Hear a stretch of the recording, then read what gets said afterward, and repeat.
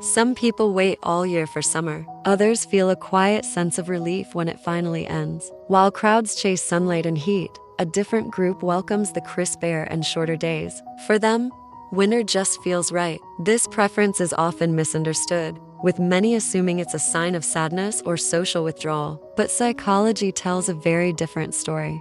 The psychology of people who prefer winter over summer often begins with how the nervous system reacts to stimulation. Summer can be intense. The heat brings noise, crowds, a sense of being exposed, and a constant demand on your energy. Winter, on the other hand, brings boundaries. You add layers of clothing. You feel a natural permission to slow down. For some minds, this simply feels safer. Winter reduces sensory overload. Sounds are softer, often muffled by snow. The streets become emptier. The social expectations seem to shrink. You might even notice your thoughts feel clearer when the world outside feels quieter. This preference often forms early in life, rooted in childhood memories of calm evenings, the silence of a snowfall, and indoor rituals that felt safe and protected. Over time, the brain starts to associate the winter months with a sense of control and emotional balance. Summer can feel like the opposite. It exposes you. It demands energy and a certain kind of social performance.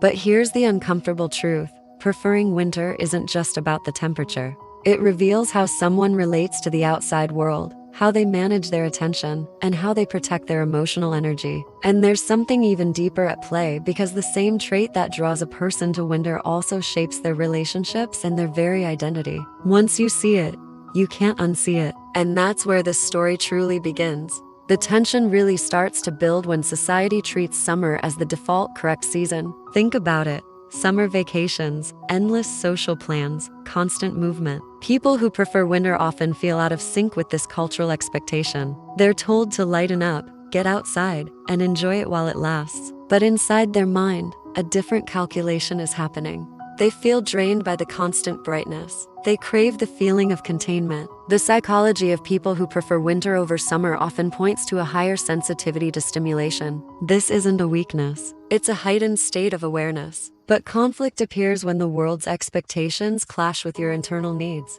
You might find yourself forcing a smile at a barbecue while secretly counting the minutes until you can find some shade or solitude. Over time, this can create a quiet, simmering resentment. The obstacle isn't the season itself. It's the misunderstanding that surrounds the preference. Many winter preferers learn to hide their comfort with solitude. They learn to perform enthusiasm for activities that actually exhaust them. This disconnect between how they feel and how they act slowly begins to shape their identity. You might start to wonder why certain months feel heavier and more draining, even when life seems to be going perfectly fine. Pay attention to that feeling. It isn't random, it's data. If any of this is resonating with you, subscribe now. We explore the hidden psychology behind everyday preferences and what they reveal about who you really are. Now, here's the twist. Preferring winter often correlates with a deeper internal focus. Research suggests that these individuals tend to process their emotions inwardly. They recharge their batteries by being alone. A colder environment naturally reduces external pressures and invites reflection. Winter gives you permission to turn inward without having to offer an explanation. But there is a risk. Too much inward focus can easily become isolation. The same season that restores your balance can also reinforce a tendency to withdraw.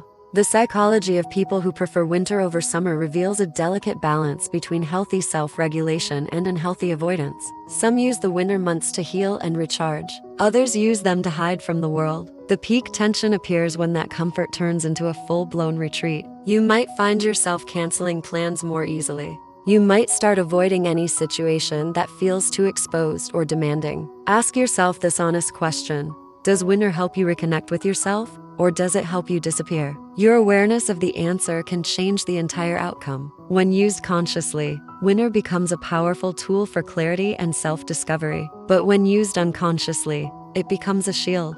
If you want to understand how your preferences are shaping your behavior at this deep level, subscribe. There's so much more beneath the surface. Let's return to where we started. Preferring winter was never really about disliking warmth. It was about how your mind negotiates stimulation, safety, and meaning. The psychology of people who prefer winter over summer shows a fundamental drive for depth over display. calm over chaos, and a sense of control over constant exposure. This preference reflects how a person protects their energy and processes their emotions. It shapes their daily routines, their relationships, and even their ambitions. Once you understand this about yourself, it stops being a strange quirk and becomes a genuine strength. You can start honoring your natural rhythms instead of constantly fighting against them. The season you love is valuable information. It's a clue that tells you how to live a better, more authentic life. Subscribe for more insights into human behavior and the quiet patterns that are shaping your life every single day. And tell me in the comments, which season feels like home to you and why? Thanks for watching.